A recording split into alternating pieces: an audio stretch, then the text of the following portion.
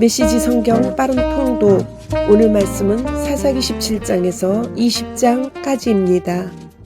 17장 미가. 에브라임 산지에 미가라는 사람이 있었다. 그가 자기 어머니에게 말했다. 어머니가 잃어버린 은하 1100개를 기억하시지요. 어머니가 그 일로 저주하실 때 제가 옆에서 들었습니다. 그런데 그 돈이 제게 있습니다. 제가 훔친 것입니다. 하지만 이제 어머니에게 다시 가져왔습니다. 그의 어머니가 말했다. 내 아들아, 하나님께서 네게 복 주시기를 원한다. 미가가 어머니에게 은하 1100개를 돌려주자 그의 어머니가 말했다. 이 돈은 내 아들로 하여금 신상을 만들게 하려고 내가 하나님께 온전히 바쳤던 것이다. 그녀가 은하 200개를 가져다가 조각하는 사람에게 주었더니 그가 그것을 주조하여 신상을 만들었다. 이 사람 미가에게는 개인 예배실이 있었다. 그는 에봇과 드라빔 우상을 만들고 아들 가운데 한 명을 자기 집의 제사장으로 세웠다. 그때에는 이스라엘에 왕이 없었다. 사람들은 무엇이든 자기 마음에 원하는 대로 행했다. 한편 유다 땅 베들레헴에 유다 집안 출신의 한 젊은이가 있었다. 그는 레위인이었으나 그곳에는 나그네였다. 그는 출세길을 찾아 유다 땅 베들레헴 성읍을 떠났다. 그는 에브라임 산지까지 와서 미가의 집에 이르렀다.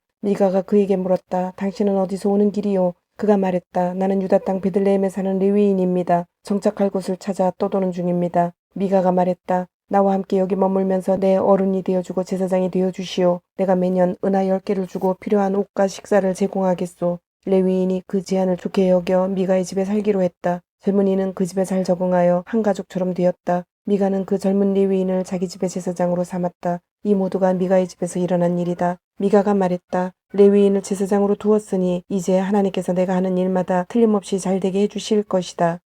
18장. 그때에는 이스라엘에 왕이 없었다. 당신은 단 지파가 정착할 곳을 찾는 중이기도 했다. 그들은 아직 이스라엘 지파 중에서 자신들의 땅을 차지하지 못했다. 단 지파는 소라와 에스다올에서 건장한 용사 5명을 보내어 땅을 살펴보고 그곳에 그들 가문에 적합한 곳이 있는지 알아보게 했다. 그들이 말했다. 가서 땅을 살펴보고 오시오. 그들은 에브라임 산지로 들어가 미가의 집에까지 이르렀다. 그곳에 진을 치고 밤을 지냈다. 미가의 집에 가까이 갔을 때 그들은 젊은 레위인의 목소리를 알아들었다. 그들이 소리나는 쪽으로 가서 그에게 말했다. 도대체 당신이 어떻게 여기까지 왔습니까? 어찌된 일입니까? 여기서 무엇을 하고 있습니까? 그가 말했다. 어쩌다 보니 그렇게 되었습니다. 미가가 저를 고용하여 자기 집의 제사장으로 삼았습니다. 그들이 말했다. 그거 잘 됐군요. 우리를 위해서 하나님께 물어봐 주십시오. 우리의 사명이 과연 성공하겠는지 말입니다. 제사장이 말했다. 안심하고 가십시오. 하나님께서 여러분이 가는 길을 보살펴 주실 것입니다. 5 사람은 그곳을 지나 북쪽 라이스로 향했다. 그들이 보니 그쪽 사람들은 시돈 사람의 보호 아래 안전하게 평온하고 태평하게 살고 있었다. 아주 좋은 시절을 보내고 있었다. 하지만 그 백성은 서쪽의 시돈 사람과 멀리 떨어져 살고 있었고 동쪽으로는 아람 사람과 아무 조약도 맺지 않고 있었다. 5 사람이 소라와 에스다올로 돌아오자 그들의 형제들이 물었다. 그곳 사정이 어떻소? 그들이 말했다. 어서 가서 그들을 칩시다. 우리가 그 땅을 살펴보았는데 정말 좋은 땅입니다. 팔짱만 끼고 앉아있을 셈입니까? 꾸물거리지 말고 쳐들어가서 정복합시다. 여러분도 가보면 알겠지만 그들은 너무 태평스러운 나머지 방심하고 있습니다. 드넓게 펼쳐진 땅, 여러분이 찾던 모든 것이 다 있는 땅을 하나님께서 여러분에게 넘겨주실 것입니다. 단지파 사람 600명이 완전 무장하고 소라와 에스다올을 떠났다. 가는 길에 그들은 유다 땅 기럇 여아림에 진을 쳤다. 그래서 그곳이 오늘까지 단의 진이라고 불리는데 기럇 여아림 바로 서쪽이었다. 거기서 그들은 에브라임 산지로 진행하여 미가의 집에 이르렀다. 전에 라이스 땅을 정탐했던 5 사람이 동료들에게 말했다. 이 집안에 에봇과 드라빔 우상과 주조에서 만든 신상이 있다는 것을 알고 있소. 어떻게 생각하시오? 그걸 어떻게 해보지 않겠소? 그래서 그들은 길에서 벗어나 미가의 집안에 있는 젊은 레위인의 집으로 가서 그에게 안부를 물었다. 중무장한 단지파 사람 600명이 문 입구를 지키고 있는 동안 그 땅을 살펴보러 갔던 정탐꾼 5명이 안으로 들어가 색인 우상과 에봇과 드라빔 우상과 신상을 챙겼다. 제사장은 600명의 무장한 군인들과 함께 문 입구에 서 있었다.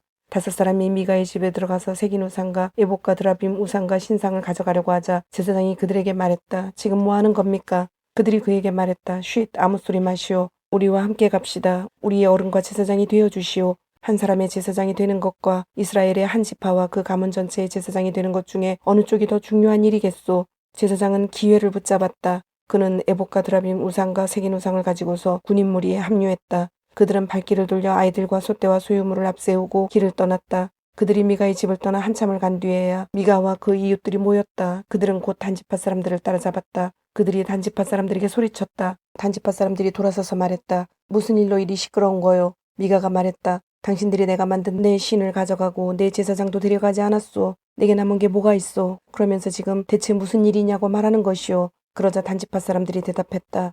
우리한테 소리 지르지 마시오. 사납고 성질 급한 이 사람들을 공연히 자극했다가는 당신들을 칠지도 모르오. 그렇게 되면 당신들은 떼죽음을 당하게 될 거요. 단지파 사람들은 계속해서 길을 갔다. 미가는 그들의 무력 앞에 승산이 없음을 알고 집으로 발길을 돌렸다. 단지파 사람들은 미가가 만든 물건들과 함께 그의 제사장을 데리고 라이스, 곧 평온하고 태평한 사람들이 사는 성읍에 도착했다.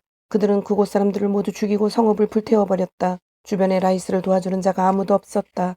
그들은 시돈에서 멀리 떨어져 있었고 아람 사람과도 아무 조약을 맺지 않은 터였다.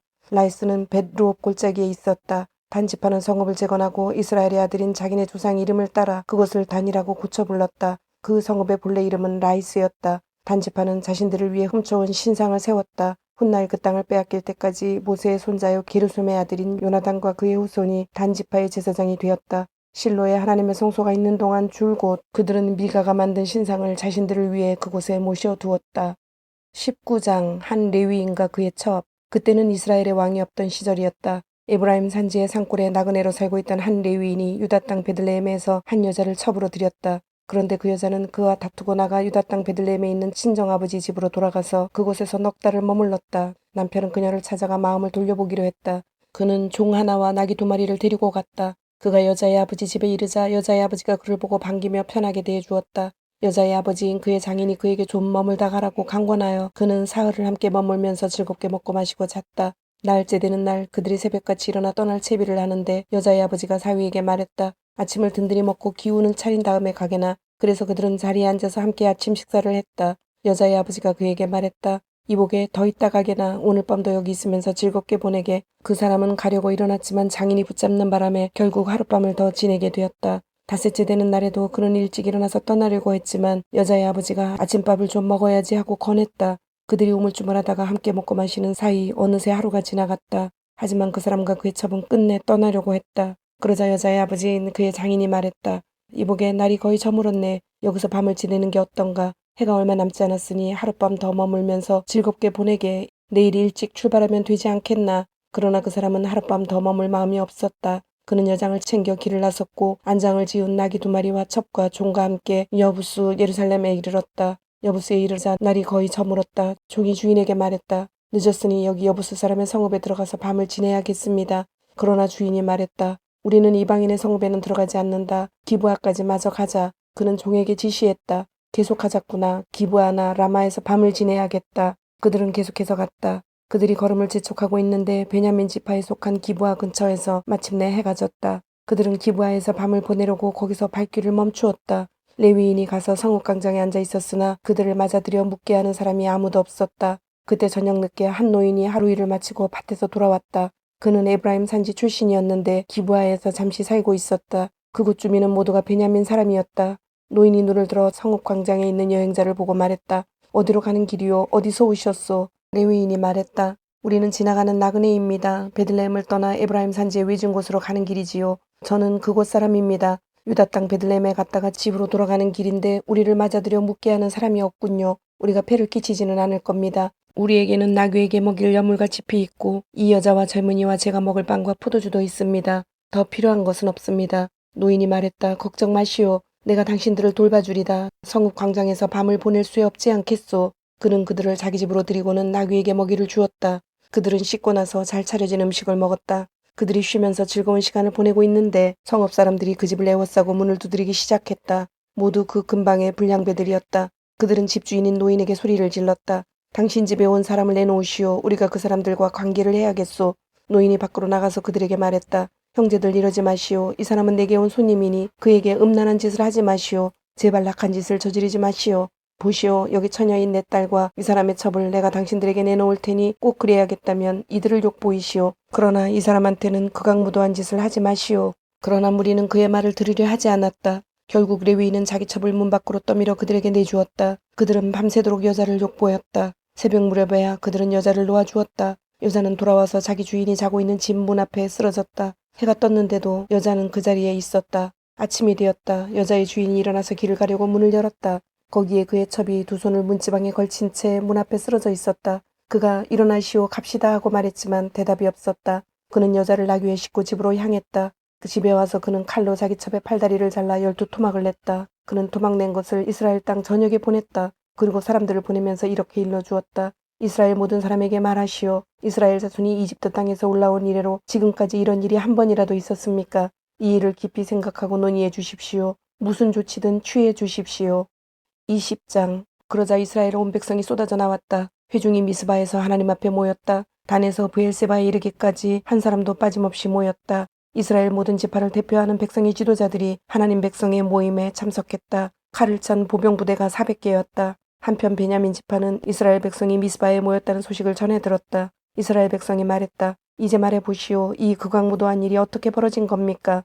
살해당한 여자의 남편인 그 레위인이 대답했다. 내가 첩과 함께 하룻밤 묵어가려고 베냐민 지파의 성읍인 기브아에 갔습니다. 그날 밤 기브아 사람들이 내 뒤를 쫓아와 내가 묵고 있던 집을 에워싸고 나를 죽이려 했습니다. 그들이 내 첩을 집단으로 욕보였고 그 여자가 죽었습니다. 그래서 나는 그 여자의 죽음을 가져와서 토막내어 이스라엘이 유산으로 받은 땅 곳곳에 한 토막씩 12토막을 보냈습니다. 이 악독한 범죄가 이스라엘에서 일어났습니다. 그러니 이스라엘 자손 여러분 마음을 정하십시오. 뭔가 대책을 세워주십시오. 그러자 온 백성이 일제히 일어났다. 우리 가운데 누구도 집에 가지 않을 것입니다. 단 한 사람도 집으로 돌아가지 않을 것입니다. 우리는 기브아를 이렇게 처리할 생각입니다. 우선 제비를 뽑아 기브아로 진격합니다. 이스라엘 모든 지파에서 100명당 10명을, 1000명당 100명, 10,000명당 1000명을 뽑아 군식량을 나르게 할 것입니다. 기브아에 도착하면 군대는 이스라엘에서 벌어진 이 극악무도한 만행을 응징할 것입니다. 이스라엘 모든 사람이 똘똘 뭉쳐서 그 성읍을 치려고 모였다. 이스라엘 지파들이 베냐민 온 지파에 전령을 보내 말했다.